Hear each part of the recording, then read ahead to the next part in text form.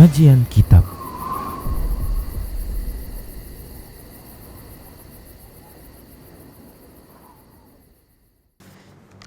Assalamualaikum warahmatullahi wabarakatuh. Innal hamdalillah nahmaduhu wa nasta'inuhu wa nastaghfiruh wa na'udzu billahi min shururi anfusina wa sayyiati a'malina may yahdihillahu fahuwal muhtadi wa may yudlil falan tajida lahu waliyyan mursyida. Asyhadu an la ilaha illallah wahdahu la syarika lah wa asyhadu anna Muhammadan 'abduhu wa rasuluhu alladzi la nabiyya ba'dah. Wa qala Allah subhanahu wa ta'ala ya ayyuhalladzina amanu taqullaha haqqa tuqatih wa la tamutunna illa wa antum muslimun. Ya ayyuhalladzina amanu taqullaha wa qulu qawlan sadida yuslih lakum a'malakum wa yaghfir lakum dhunubakum wa man yuti'illaha wa rasulahu faqad faza fawzan 'azima.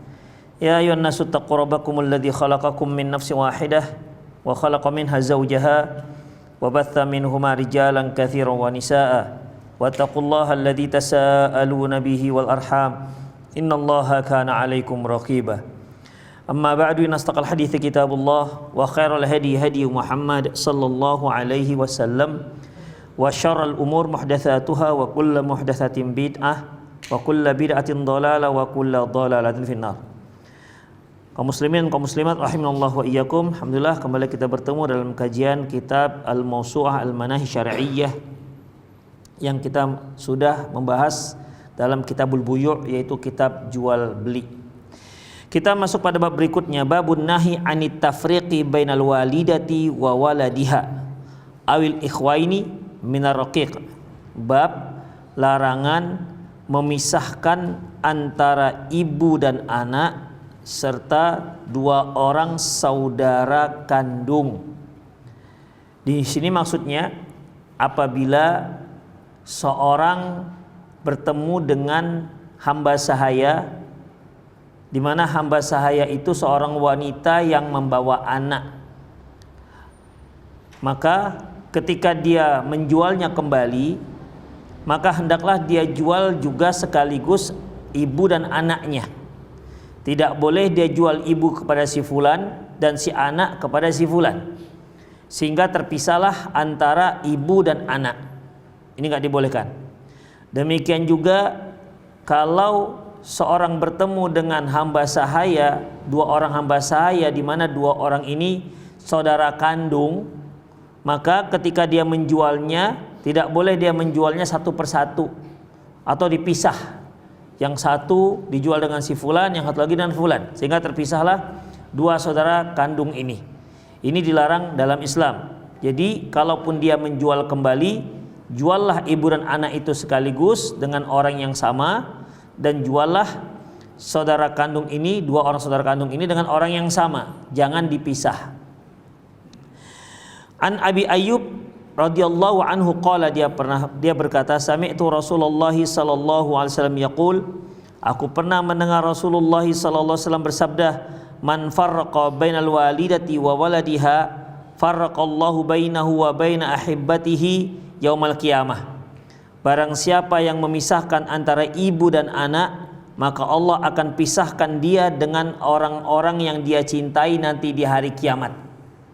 Ini merupakan ancaman hukuman bagi orang yang sengaja memisahkan antara ibu dan anak.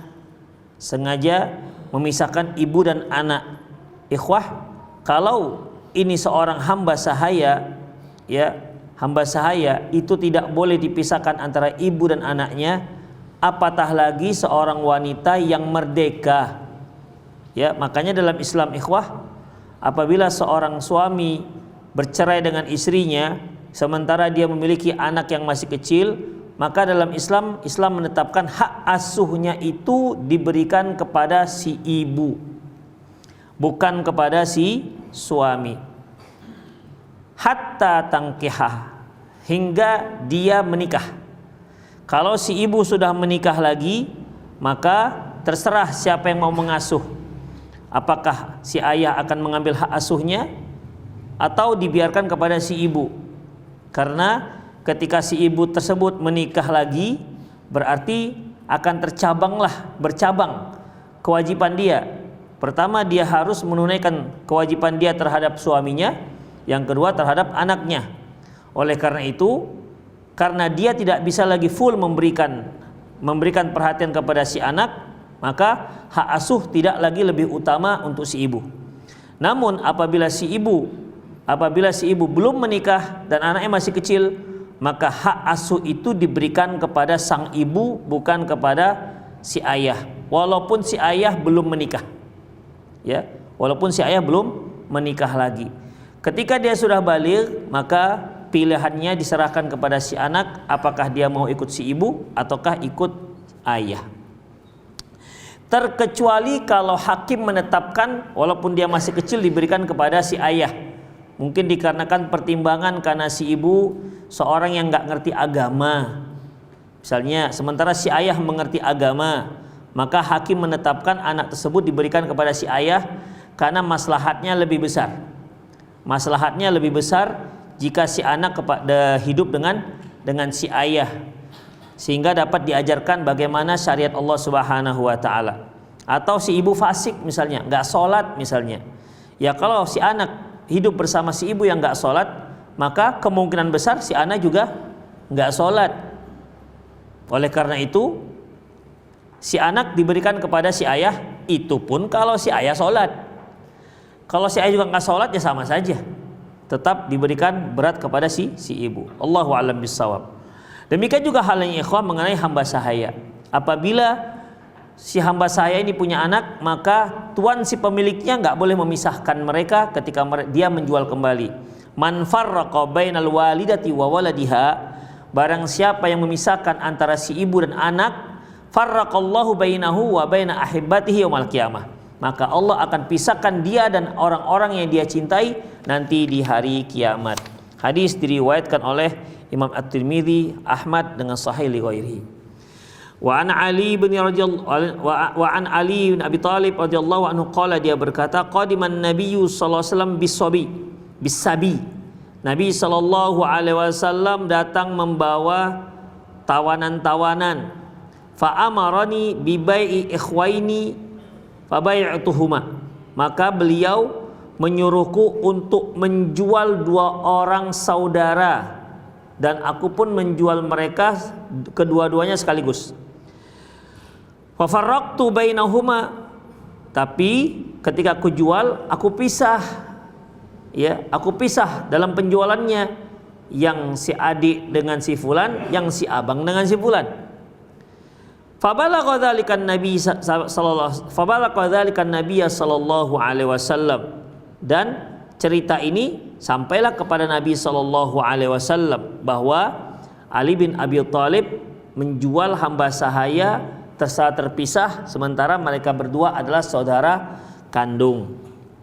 Faqala Nabi sallallahu alaihi wasallam, lantas Nabi sallallahu alaihi wasallam berkomentar, adrikhuma fartaji'huma. Kata Rasulullah SAW, cari mereka dan kembalikan mereka. Maksudnya cari mereka, kalau sudah ketemu maka mereka dikembalikan, artinya dibarengkan lagi, jangan dipisah. Fabi'huma jami'an wala tufarriq bainahuma. Jual dia secara bersamaan, jangan dipisahkan di antara keduanya. Itu ikhwah, ini aturan menjual hamba sahaya apabila keduanya saudara kandung ataupun antara ibu dan anak. Bagaimana kalau seandainya suami istri? Apakah boleh dijual dengan terpisah atau antara misalnya antara keponakan dengan paman misalnya. Ini kan juga termasuk saudara-saudara dekat. Atau antara misalnya nenek dan cucunya misalnya. Atau sepupu misalnya. Apakah ini juga termasuk dikiaskan dengan hadis ini, yaitu tidak dibolehkan dijual secara terpisah? Wa fil babi an Abi Musa al-Asy'ari wa Anas bin Malik wa Abi Sa'id al-Khudri bi asanidin fiha maqal. Dalam masalah ini, perkara ini juga diriwayatkan dari Abi Musa al-Asy'ari, dari Anas bin Malik, dari Abi Sa'id al-Khudri, tapi sanadnya masih ada pembicaraan. Lakinnaha yashuddu li ahaditsil bab lakinnaha tashhadu li ahadisil bab. Hanya saja hadis tersebut dikuatkan dengan hadis-hadis yang kita sebutkan tadi. Hadis yang disebutkan di bawah bab tadi, itu hadis Ali bin Abi Thalib dan sebelumnya dari Abu Ayyub Al-Ansari. Demikian ikhwah. Jadi walaupun sanadnya itu ada pembicaraan, namun karena dia itu ada saksi yang lain, ada penguat yang lain, jadilah sanad ini, hadis ini menjadi hasan atau hasan li ghairihi, sahih li ghairihi. Jadi sahih li ghairihi. Ikhwah, perlu antum ketahui, para ulama membagi tingkatan hadis itu, yang paling tinggi yaitu sahih li dzatihi, yang di bawahnya sahih li ghairihi, di bawahnya lagi hasan li dzatihi, di bawahnya lagi hasan li ghairihi. Demikian ikhwah. Kalau ada dua hadis yang dhaif, tapi dhaifnya tidak dhaif jiddan, tidak dhaif sekali, ya ada 2 atau 3 atau 4 di mana hadisnya mirip dan sama maknanya, maka hadis yang tidak dhaif sekali ini bisa naik ke hadis jadi hasan li ghairihi, jadi bisa untuk diamalkan. Kalau hadis hasan jika dia ada beberapa jalur, maka dia bisa naik menjadi sahih li ghairihi. Nah, demikian ikhwah. Kemudian min fiqhil bab, di antara fikih bab, qala Tirmidzi, berkata Imam At-Tirmidzi, wa qad kariha ba'du ahli ilmi min ashabin Nabi sallallahu alaihi wasallam. Sungguh sebagian ulama dari kalangan sahabat Nabi membenci memisahkan antara dua hamba sahaya fil bai' di saat mereka dijual.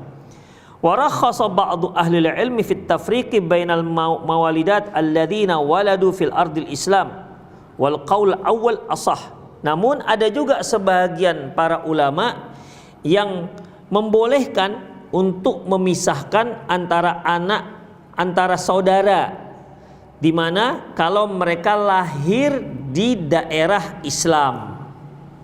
Jadi bagi mereka, kalau hamba sahaya ini bersaudara, saudara kandung, dan lahirnya di negara Islam, maka boleh dipisah. Tapi kalau dia berasal dari negara yang lain yang bukan negara Islam, maka dia tidak boleh dipisah. Itu kata mereka.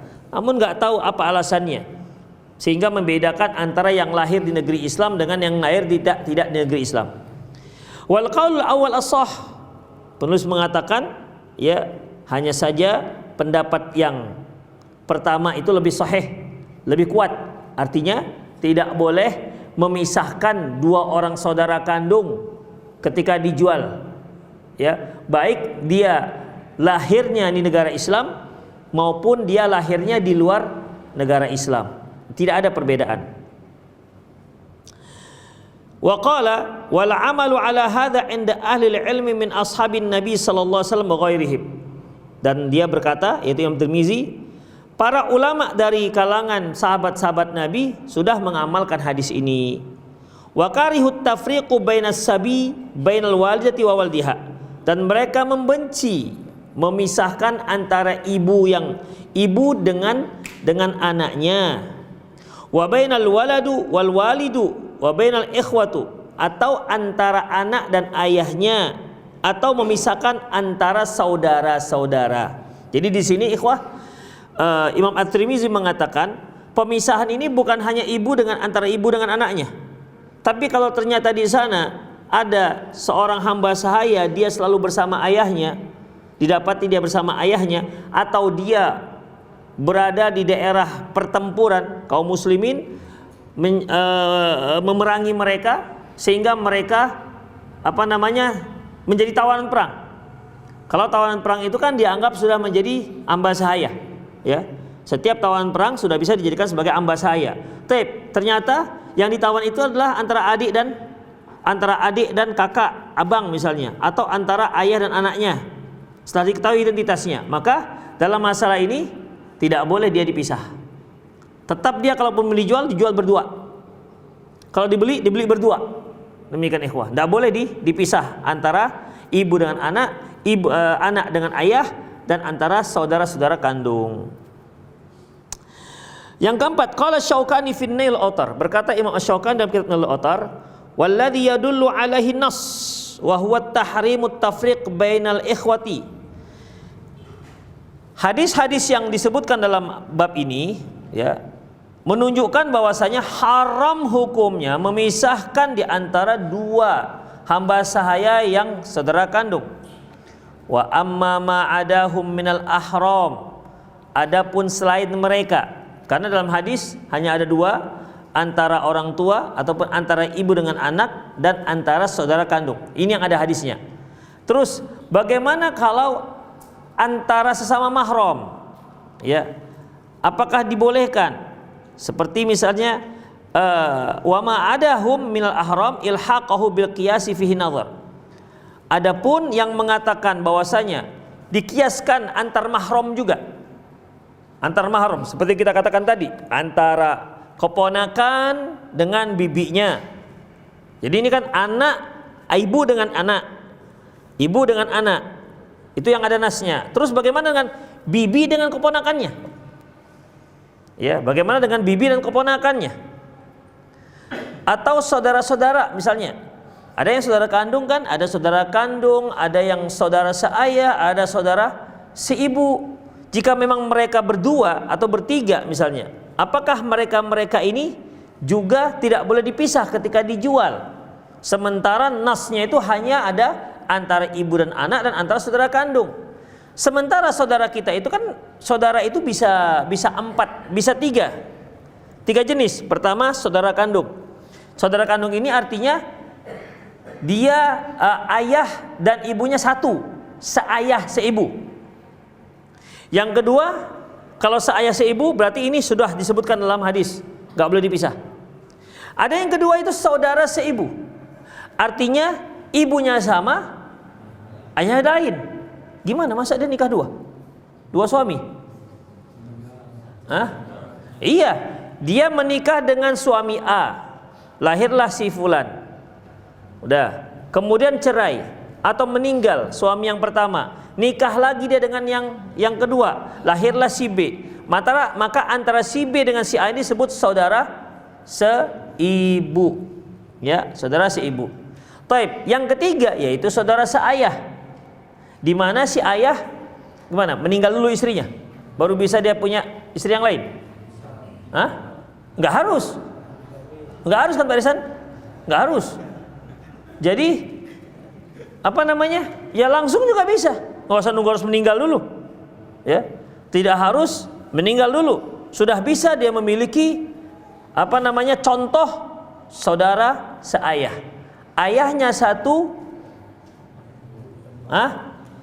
ibunya empat, boleh empat, ayahnya satu, ibunya empat, tiga atau dua, demikian ikhwah. Kalau antum kan masih ayahnya satu, ibunya satu, enggak satu di sini. Demikian ikhwah rahimanallahu wa iyyakum. Itulah dia. Ya.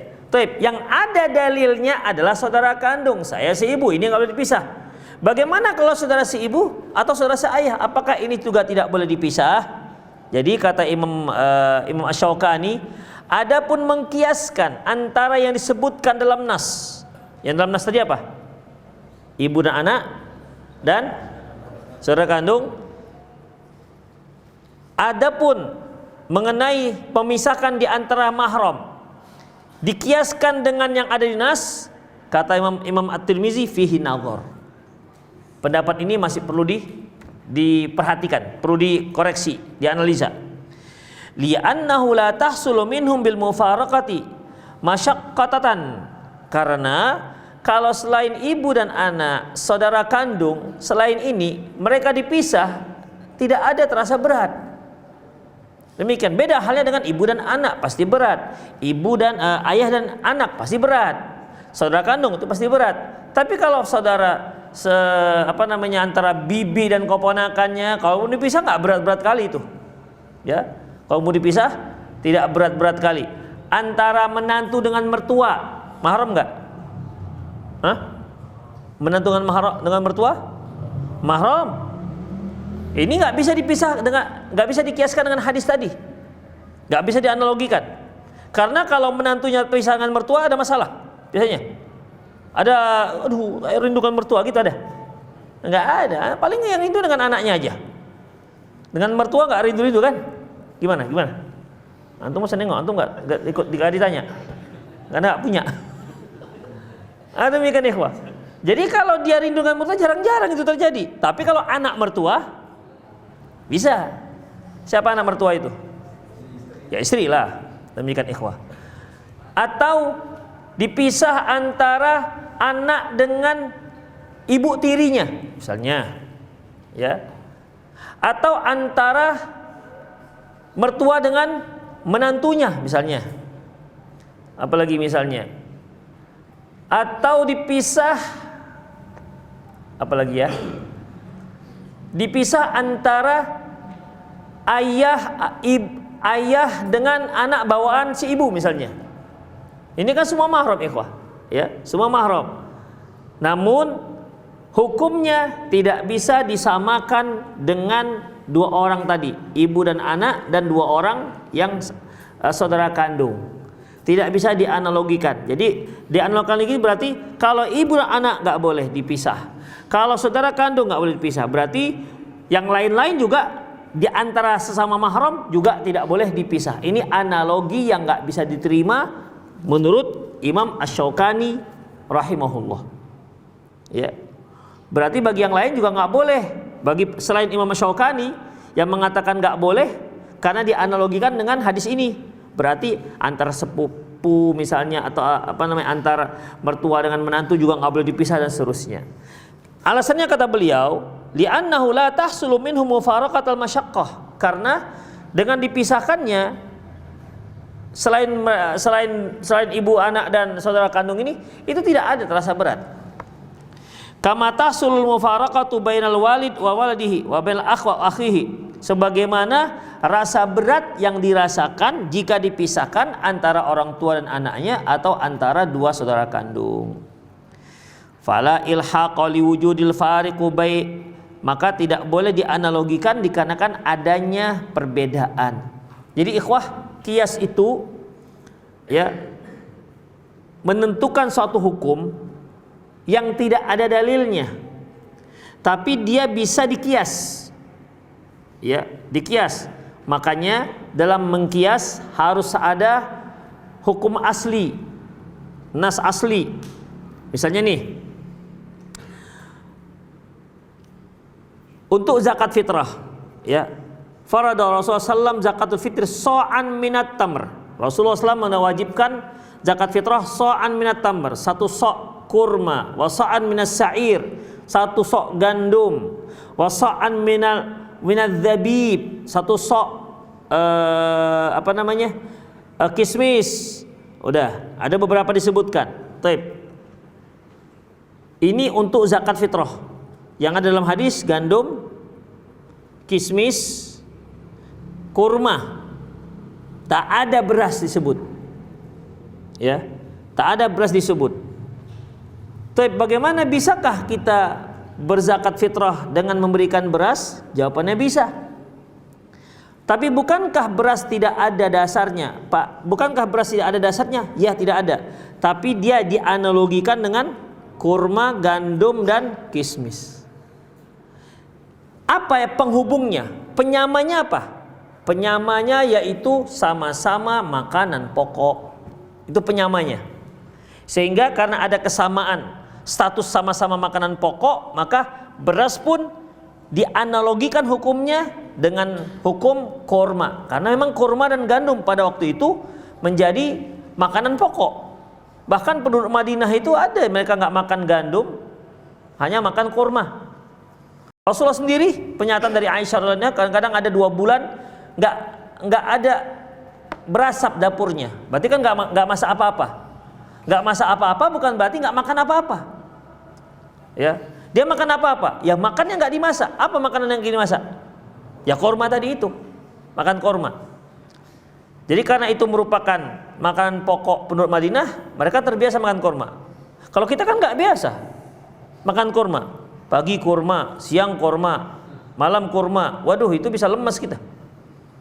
Karena memang kita nggak bisa makan kurma banyak, ya kan? Beda dengan nasi. Nasi bisa 3 piring, kurma 3 biji udah nggak sanggup kita makan lagi, karena memang nggak terbiasa. Demikian ikhwah rahimanallahu wa iyyakum. Baik, jadi dalam masalah ini ya bisa dianalogikan, dikiaskan antara beras dengan kurma atau gandum. Walaupun sebagian ulama mengatakan tidak usah pakai analogi, pakai kias, karena termasuk dalam keumuman hadis, yaitu makanan pokok. Allahu a'lam bishawab. Yang jadi kita perhatikan ini adalah penganalogian hukum yang ada dasarnya, yaitu pemisahan, yang larangan pemisahan ibu dengan anak dan saudara kandung. Gimana dengan pemisahan yang lain? Ini nggak ada dasarnya. Maka dianalogikanlah, sebagian ulama menganalogikan ini dengan dua orang tadi itu. Demikian. Hanya Imam Asy-Syaukani mengatakan itu tidak bisa dikiaskan karena jelas tidak sama. Kenapa demikian? Dipisahkannya antara bibi dengan keponakannya nggak ada sulit-sulit kali, bisa aja mereka terpisah.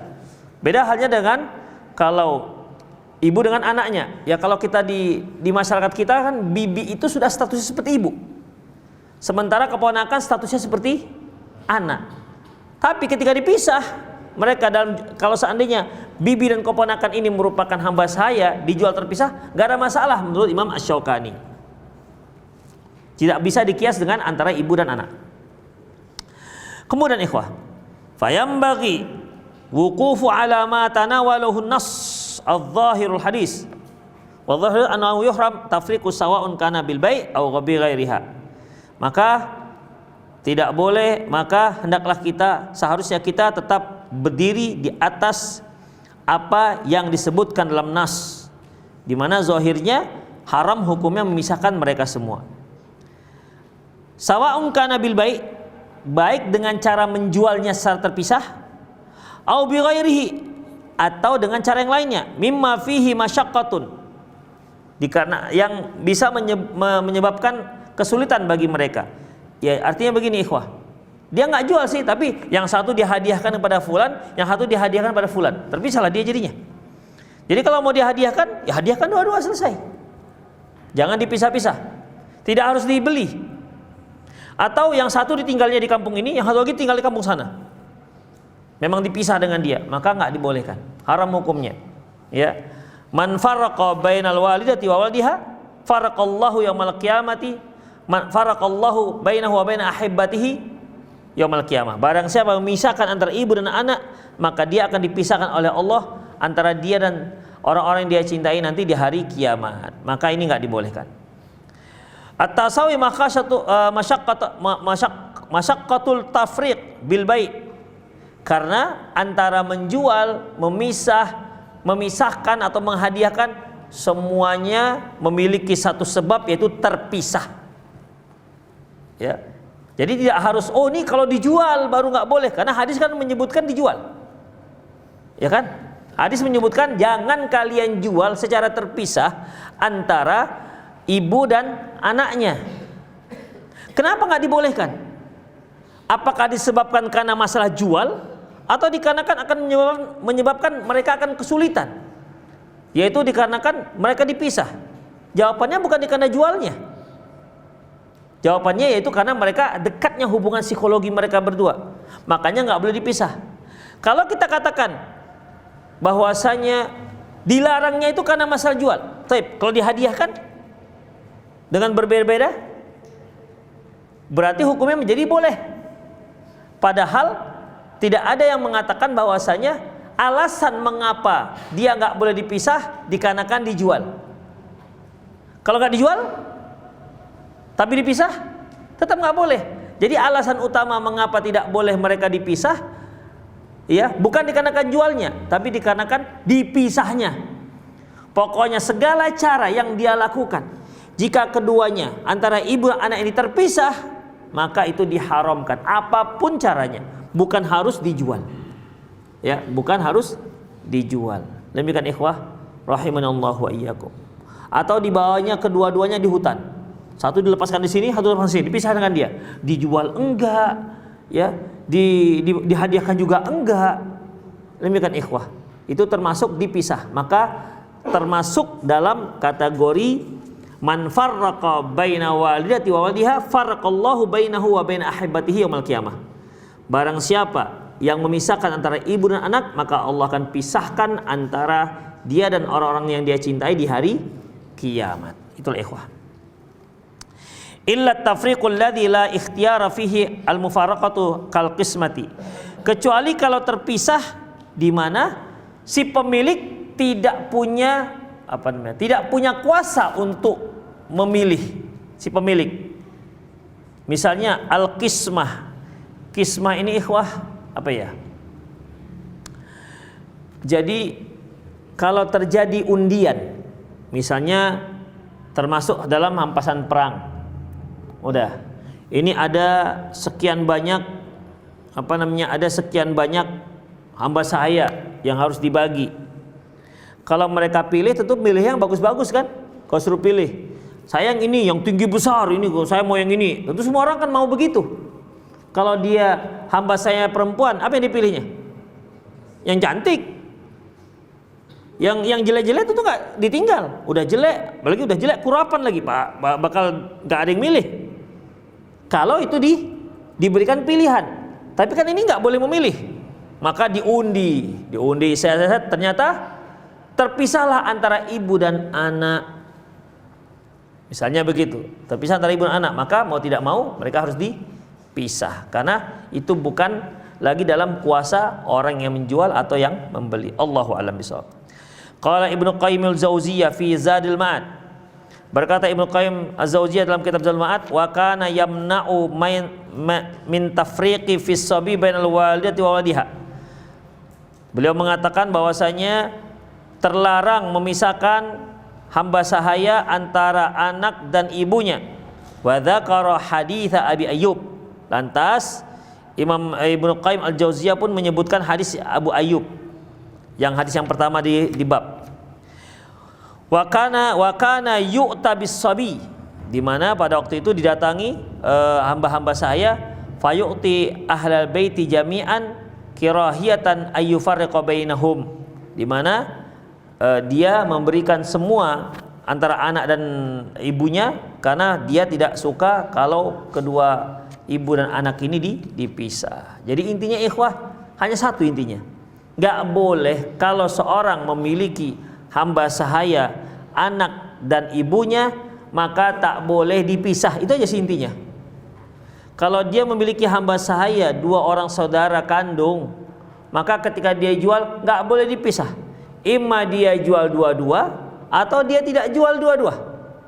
Adapun kalau dia jual satu gak bisa, karena berarti akan menyebabkan terpisahnya antara ibu dan anak dan dua orang saudara kandung.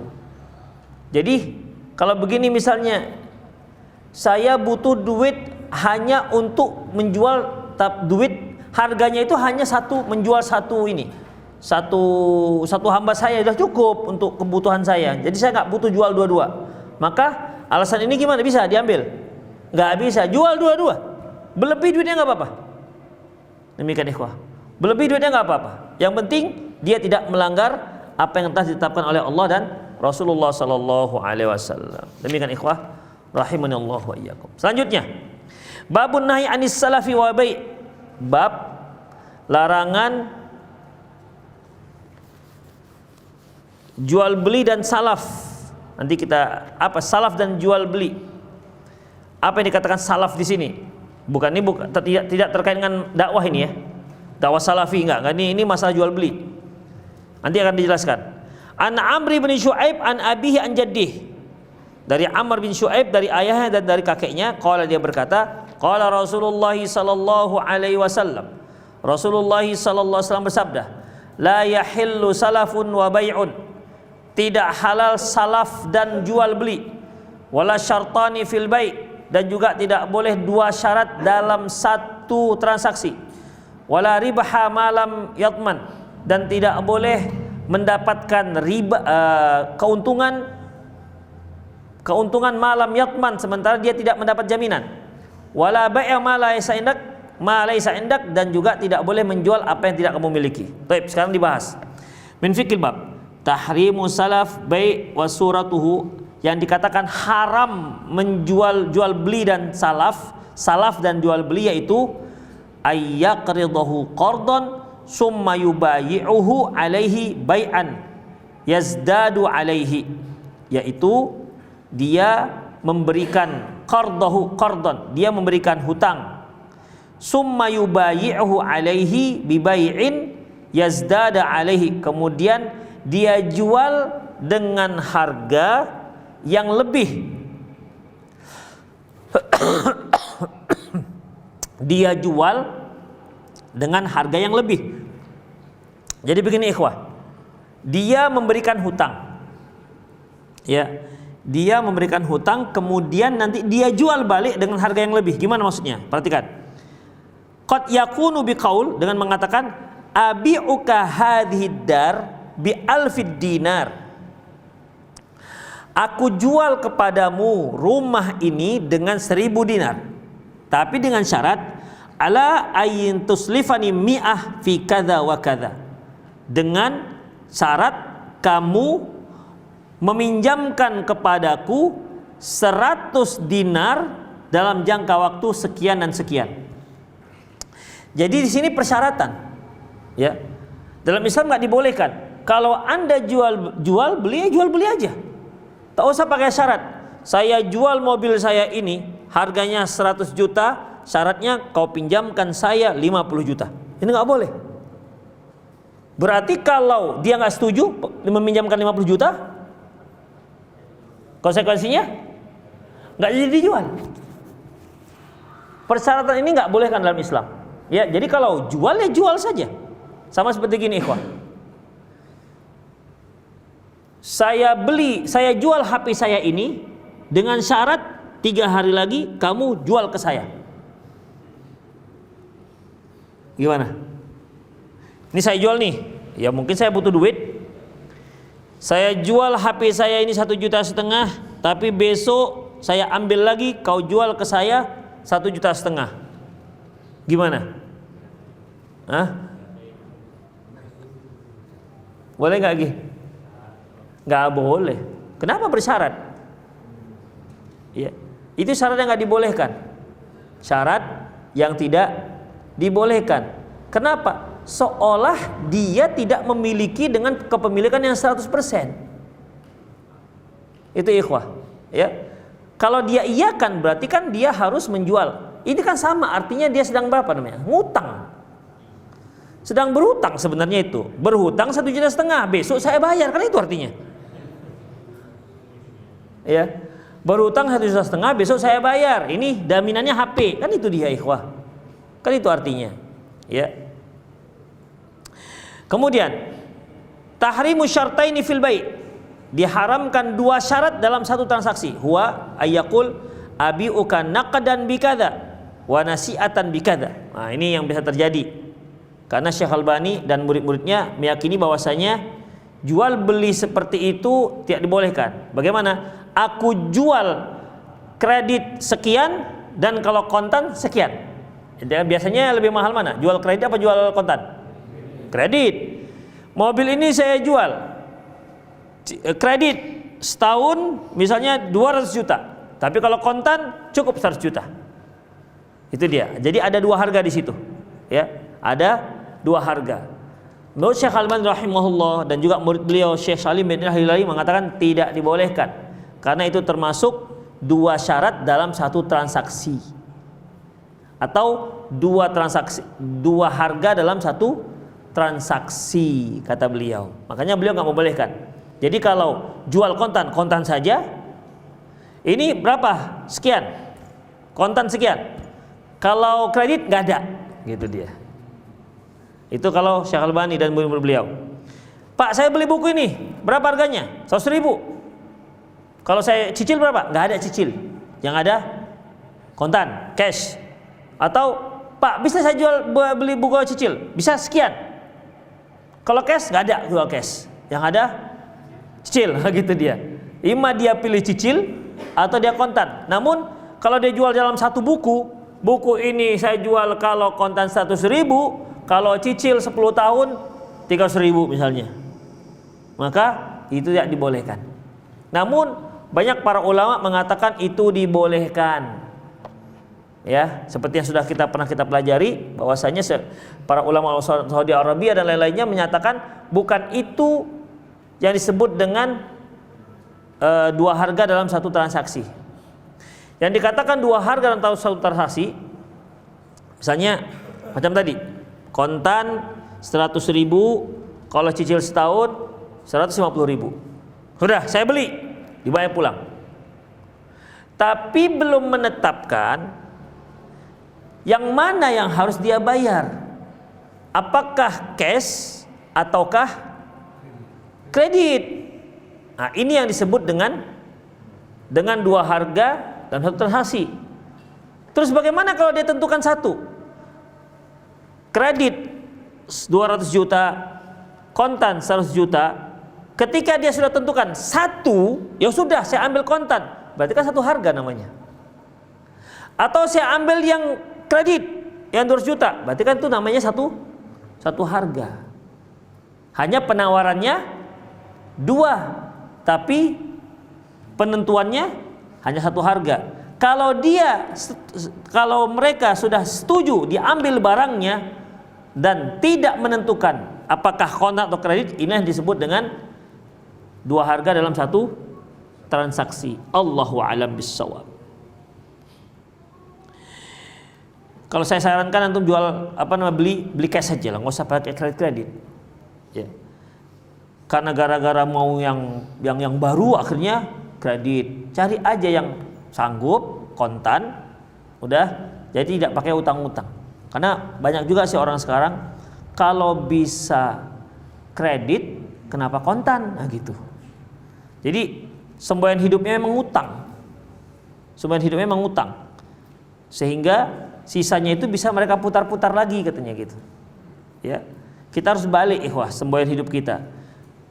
Kalau kita bisa beli kontan, kenapa kredit?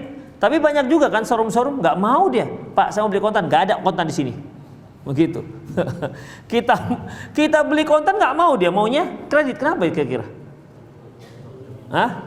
Untungnya besar. Ya, untungnya besar. Kalau kontan inden 3 bulan. Kredit besok ada barangnya. Sampai begitu pun ada ikhwah. Ya. Jadi begitulah transaksi yang kita lihat sekarang ini. Taib. Yang terakhir ikhwah. Wa qad taqaddama fi babi bai'ataini fil bai'atin aw bai'at taqsis. Di mana masalah ini sudah dibahas dalam bab dua harga dalam satu transaksi atau pembahasan jual beli cicil. 3. Tahrimu rabihi malam yatmin, diharamkannya mendapat untung selama tidak ada ad-duman. Apa itu? Akhdhur rabi sil'ah lam yatmanha, yaitu dia mendapatkan untung dari barang jual belinya sementara dia tidak berikan jaminan. Contohnya ayyashtariya mata'an wa yabi'hu qabla ayyaqbidahu, dia menjual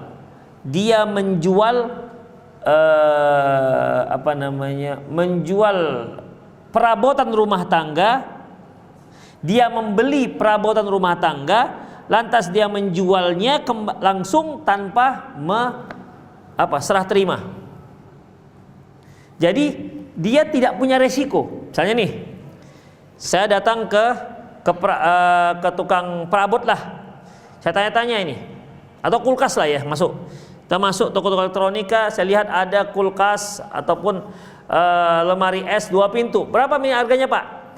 Berapa nih harganya 7 juta. Oke, 7 juta ya. Ya 7 juta. Saya kasih duitnya 7 juta. Di sini aja barangnya. Udah.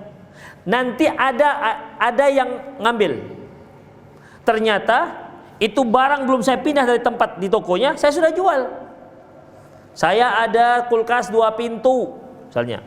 Saya ada kulkas 2 pintu, saya mau beli. Ternyata ada yang mau beli. Ada yang beli misalnya 7 juta 500 misalnya. Untung 500 dia kan. Udah. silahkan dia ambil di toko fulan. Maka jual beli seperti ini nggak boleh. Kenapa tadi? Hah? Udah lunas dibayarnya 7 juta. Hah? Belum dipindah, dia harus dipindah. Paling tidak dipindahnya ke teras itu. Sebagai tanda bahwasanya itu sudah dibeli. Demikian ikhwah. Kalau seperti yang tadi itu dia nggak kemana-mana, itu kan seperti orang yang nggak mau menerima resiko jual beli. Dia maunya resikonya untung, nggak mau resiko rugi. Jadi kalau seandainya misalnya datanglah si pembeli, dia angkat, jatuh itu misalnya kulkasnya. Resiko siapa itu? Si pembeli. Atau saya katakan kepada si penjual, tolong diantarkan ke rumah fulan ya. Biasanya kan kalau toko-toko elektronika itu ngantarnya ke rumah kita kan diantarkan dia. Tolong antarkan ya ke rumah fulan. Udah. Di jalan jatuh itu kulkas. Itu siapa yang nanggung? Hah? Toko kan? Demikian. Saya sebagai orang kedua nggak mau rugi. Pokoknya kalau rusak siapa yang ngantar ini? Toko yang ngantar dia yang nanggung. Pembeli saya yang jemput dia yang nanggung. Saya tidak ada tanggungan apa-apa. Bersih. Yang dapat saya hanya keuntungan. Ikhwah, mereka yang tidak mau menerima resiko kerugian, maka dia tidak punya hak untuk mendapatkan keuntungan. Itu ikhwah. Jadi kalau tadi dipindah dari dalam toko ke teras, berarti ini sudah jadi sepahak pembeli. Resiko sudah berada di pembeli. Udah, ketika saya jual, berarti apapun ceritanya ini sudah jadi resiko saya. Tiba-tiba rusak, tiba-tiba jatuh misalnya, maka saya yang nanggung. Toko enggak lagi. Kenapa? Kami sudah serah terima. Nah, demikian ikhwah rahimani Allah wa iyyakum. Itulah dia. Maka ya dia tidak berhak untuk mendapatkan untung kalau memang tidak berani menanggung ada risiko rugi. Itulah ikhwah rahimani Allah wa iyyakum. Banyak enggak jualan-jualan seperti itu sekarang?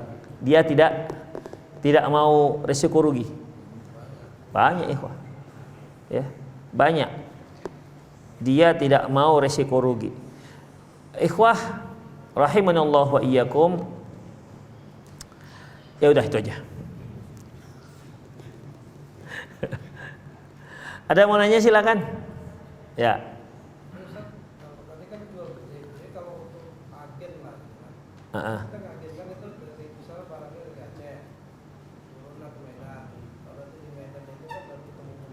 Ya. Tapi kan si agen ini kan ngambil keuntungan dari kita, cuman kan nggak mau ambil risiko gitu. Jadi barang yang tadi misalnya nggak sampai ke Medan ini kan tetap tanggung si yang punya gitu. Dia jadi agen. Kemudian Terakhir kan ada transaksi si pembeli. Ya. Ini kan perantaranya agen, si penjual perantaranya agen. Iya. Kan agen Si agen membeli nggak dari sini? Dari si enggak kan? Dia kan nggak ada jual beli dia itu. fee-nya tadi. Fee-nya pun sudah ada kong kali kong dengan yang punya kan? Agen ini kan nggak membeli kan ikhwah? Agen nggak ada membeli dia. Sampai ke Medan itu kan barang harus selamat gitu. Ya, tapi agen itu tidak membeli. Kan udah dibayar di fee-nya gitu kan. Mulai dari misalnya aku berangkat gitu 70% udah dibayar. Agen beli apa enggak? Ya udah itu dia. Sama si penjual. Di sini ceritanya yang dia jual beli, orang tidak boleh mendapatkan resiko, ya tidak. Ketika dia tidak punya resiko, tidak berani menjamin dia tidak berani mendapat resiko rugi. Jadi di sini permasalahannya adalah dia membeli. Kalau membeli itu ikhwah, debitnya 7 juta, dijualnya 10 juta bisa nggak? Iya. Beda halnya dengan reseller, dengan agen. Itu nggak bisa sembarangan dia. Dia pasti ada pakat-pakat dan statusnya juga sebagai apa? Sebagai agen, sebagai reseller, distributor gitu. distributor. Karena yang pemilik produk itu juga dia punya aturan, jangan sampai gara-gara distributor ini barangnya nggak laku. Demikian. Tapi ketika dia transaksi jual beli, maka ketika dia beli, dia nggak boleh menjual lagi, karena dia statusnya pembeli. Dia nggak boleh jual lagi ke yang lain sampai dia geser tuh barangnya, ya, sampai dia geser barangnya. Beda halnya dengan seller, dia itu hanya bantu jualkan, dia bantu jualkan. Ini boleh nggak saya bantu jualkan? Silahkan. Ya, dia memang dapat untung saja. Dan sebenarnya dia itu dapat fee dari mana? Dari si pemilik barang. Dia fee-nya dari situ.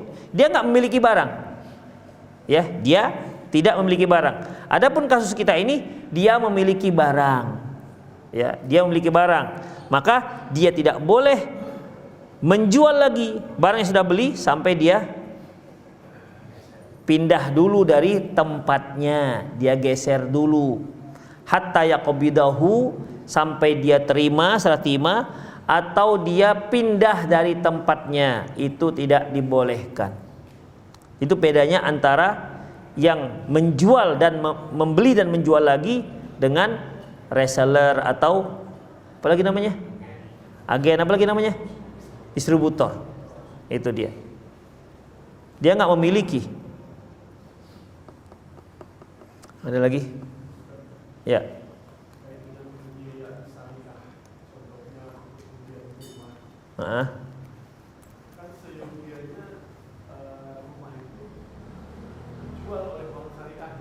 Ya.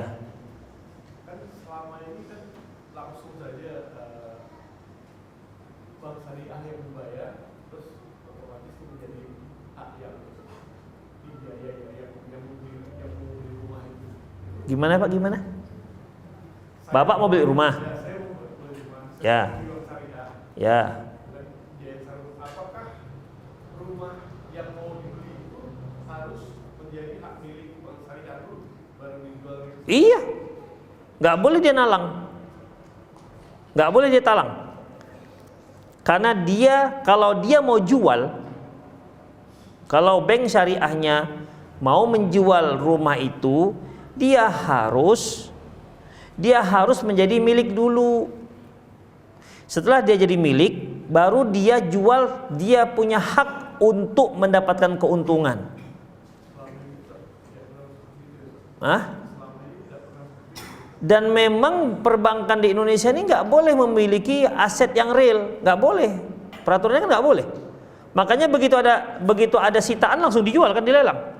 Nggak ada, udahlah kita sewa-sewa aja, nggak ada begitu. Langsung dijual. Karena kan nggak mungkin ketika barang sitaan, kan nggak mungkin kalau dia biarkan dulu. Kadang-kadang kan orang yang minjam itu biasanya ada anggunannya. Anggunan ini kan berupa benda biasanya, surat tanah lah, BPKB mobil lah, gitu, benda dia. Tapi aturannya ketika itu sudah menjadi sitaan bank, maka nggak boleh. Udahlah kita rental dulu mobilnya, nggak boleh itu. Jadi gimana? Langsung jual, dilelang. Karena pada dasarnya mereka tidak boleh memiliki memiliki harta yang berupa real. Dia hanya memiliki duit nominal. Itu dia. Jadi kalau dia belum miliki, boleh nggak dia jual? Nggak bisa. Itu samanya dia kata dia beli, kemudian barang yang tersebut diambil oleh orang yang penjual, demikian kan? Dijual penjual, kemudian dia mendapat keuntungan, kan dapat keuntungan. Itu dia sebenarnya sedang menalangi. Saya dari pihak bank nih, bapak mau beli, bapak nggak bisa beli kontan, ya kan? Bisa menyicil, saya bank, saya bisa. Bapak mau beli, nanti bapak cicilkan saya, mau? Oke, saya beli ya. Oke, saya kasih bapak duit. Berapa harganya? 200 juta nih. Bapak beli 200 juta, ini saya beli ke dia. Bapak belilah. Udah, kemudian setelah itu bapak nyicilnya ke saya. Per bulan sekian, total jadi 300 juta. Itu saya menalangi namanya. Bukan menjual. Ya, dia harus milik dia. Dibelinya dulu, Udah dibelinya dulu, oke, selesai. Udah hak saya. Nah, kalau ini sudah jadi hak saya, kan terserah saya mau dapat keuntungan berapa. Kalau sepakat yang menjual, yang pembeli suka-suka dia. Demikian. Tapi ketika saya belum memiliki, la tabi' ma laysa indak. Jangan kamu menjual apa yang kamu nggak miliki. Maka nggak boleh. Iya, nggak boleh. Bagaimana kalau seandainya yang punya barang, yang punya rumah, gimana?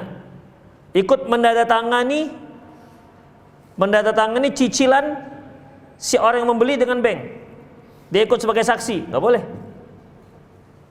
Nggak boleh. Kenapa? Karena dia menjadi saksi sebuah praktek riba. Tapi kalau dia menerima menerima duit 200 juta, di situ dia sebagai penjual, maka dia tidak termasuk. Yang praktek ribanya hanya antara pembeli dan bank. Makanya hati-hati ikhwah, kadang-kadang ada orang yang mau beli rumah kita, dia nggak sanggup beli kontan, dia punya kredit, tapi kita diseretnya untuk menandatangani antara kredit dia dengan bank. Kita diseretnya, nggak mau. Kalau mau kredit sendiri, kami nggak ikut campur gitu. Kredit sendiri. Kalau mau kasih 200 juta, oke sini. Tapi saya nggak ikut campur dengan masalah kredit Anda dengan bank. Gitu. Kalau kita ikut, kena dalam praktik riba. Ada lagi? Ya. Maksudnya? 2,5%.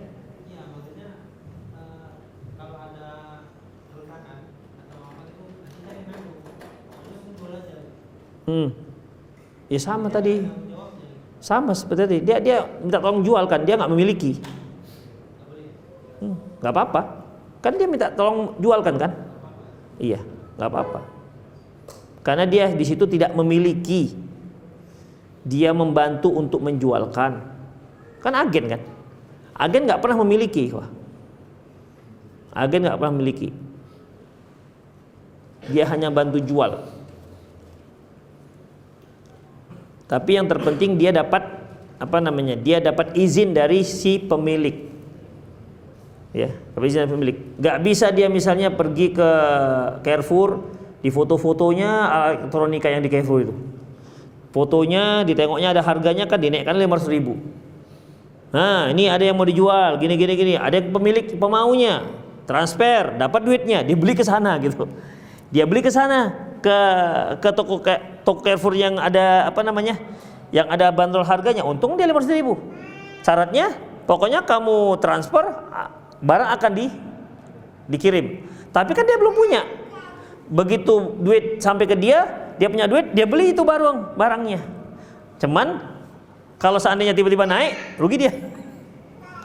Itu dia, atau dikembalikan duitnya. Itu nggak dibolehkan karena dia hanya sekedar foto-foto aja. Dia tidak punya izin dari si pemilik untuk menjualkan barangnya, itu nggak boleh. Itu termasuk la tabi' ma laysa indak. Jangan kamu menjual apa yang kamu nggak miliki.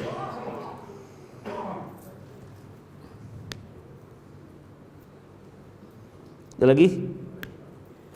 Misalnya anak ibu anak tadi, ini kan sekarang ini kan ada adopsi gitu, Ustaz. Saya kan mengadopsi dia anak dari bayi gitu kan.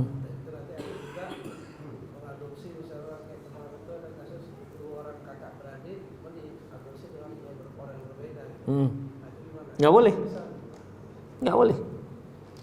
Kalaupun dia terpisah, beda ikhwah. Diadopsi dengan budak. Kalau hamba saya dijual beda, itu bakal gak jumpa. Jadi kalau yang tadi si ibu yang melahirkan diadopsi anaknya, maka kan terpisah nih. Hidupnya terpisah. Tapi kita nggak boleh memutus silaturahmi mereka. Kita harus temukan terus dia dengan ibunya. Ini ibumu yang melahirkanmu, tapi ibumu nggak sanggup nyekolahkanmu, bapaknya nyekolahkan. Ini ibumu miskin, bapak kan kaya nih. Nah, bapaknya nanggung. Kamu hidup dengan siapa? Dengan ibu miskin ini apa dengan bapak? Demikian. Tapi dia harus tahu bahwasanya ini ibu dia. Nggak boleh ada ada perjanjian sejak saya ambil ini anak sebagai anak angkat, maka kamu tidak boleh lagi berhubungan dengan anakmu. Ini haram hukumnya, nggak boleh, karena memutus silaturahmi. Demikian. Jadi dia harus tahu siapa ibunya, harus tahu siapa bapaknya. Apa sebaliknya? Terbaliklah dia. Diadopsi ibunya. Yang menghilangkan ibunya siapa? Ya urusan dia lah, masa urusan kita. Kalau dia kabur. Ya mau gimana mau cari? Antum suruh saya cari ibunya. Namanya juga lari, gimana caranya?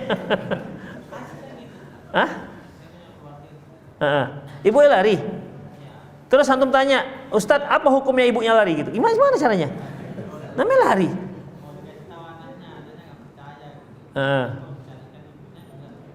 Ibu tapi lari ibunya.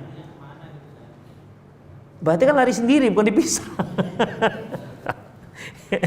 Itu sporing sendiri misalnya. Itu bukan dipisah. Dua orang saudara tengkar, dia lari sendiri, gimana? Berdosa kalian berdua. Ini ceritanya bukan itu. Ceritanya itu dipisah. Mereka dekat dipisah. Ada orang ketiga memisah. Kalau sporing masing-masing gimana? Masing-masing tarik kopor. Itu nggak termasuk dipisah. Oh, orang mereka memisah sendiri. Misalnya dua orang hamba saya nih, ya, saudara kandung, datang abangnya, Pak, tolonglah jangan disamakan dengan adik saya. Tolong pisahkanlah. Iya, saya juga ngaji sekali ikut tengok nih abangku nih. Misalnya begitu kan. Udah kami pisah aja. Ya, minta sendiri. Hukum itu terkait dengan memisahkan. Itu bukan sporing masing-masing. Ada kaitannya dengan Umur. umur. Anak dengan ibunya tadi misalnya, kalau misalnya tadi kata saya anak itu sudah dewasa, dia dikasih pilihan. Dan kalau misalnya dipisahkan bisa atau Nggak ada disebutkan usia. Dia mutlak seperti itu. Ada lagi?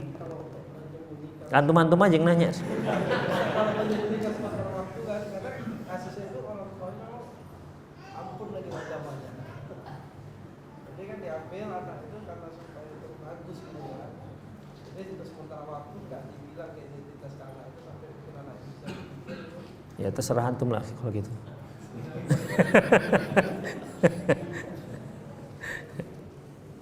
Kalau untuk kebaikan si anak ya berarti terserahlah gimana cara pandangannya. Karena intinya kan sebenarnya kenapa tidak boleh dipisah, itu untuk maslahat si anak juga sebenarnya.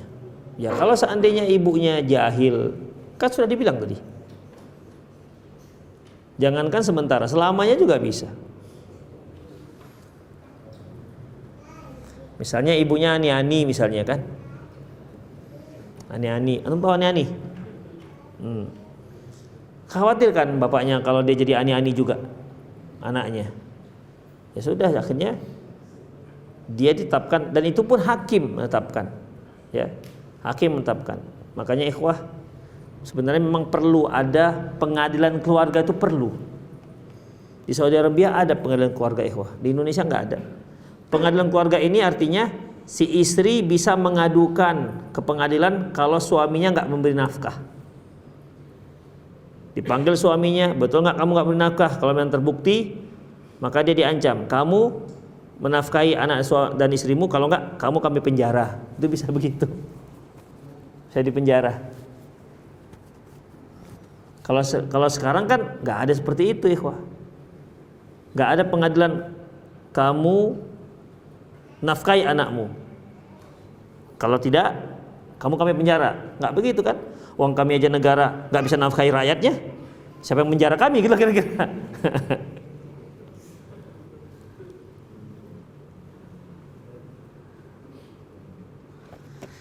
Ada lagi? Ya. Mau apa?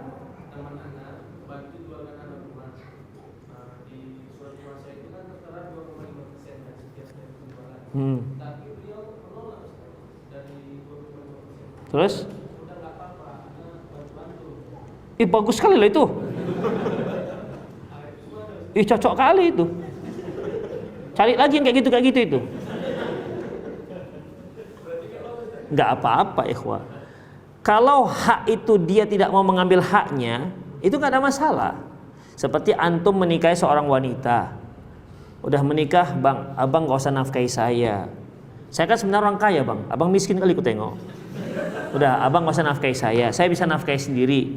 Nanti sekali-sekali biar saya menafkahi abang misalnya. Artinya nafkah dia itu kan tuh hak dia, tapi dia nggak mau ambil. Abang untuk hidupi diri abang sendiri. Karena awak tengok abang ini sudah kurus sekali. Udah, nafkahi diri abang sendiri, awak nafkah sendiri. Boleh nggak begitu? Boleh, nggak ada masalah.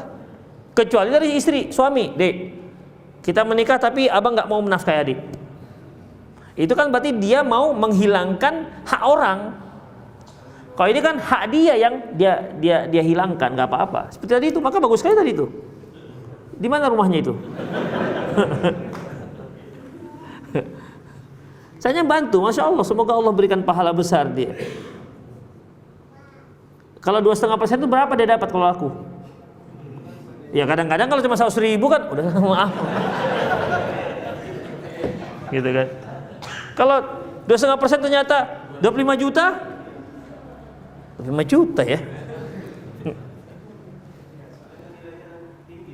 Iya. 180 jadi berapa itu jadinya?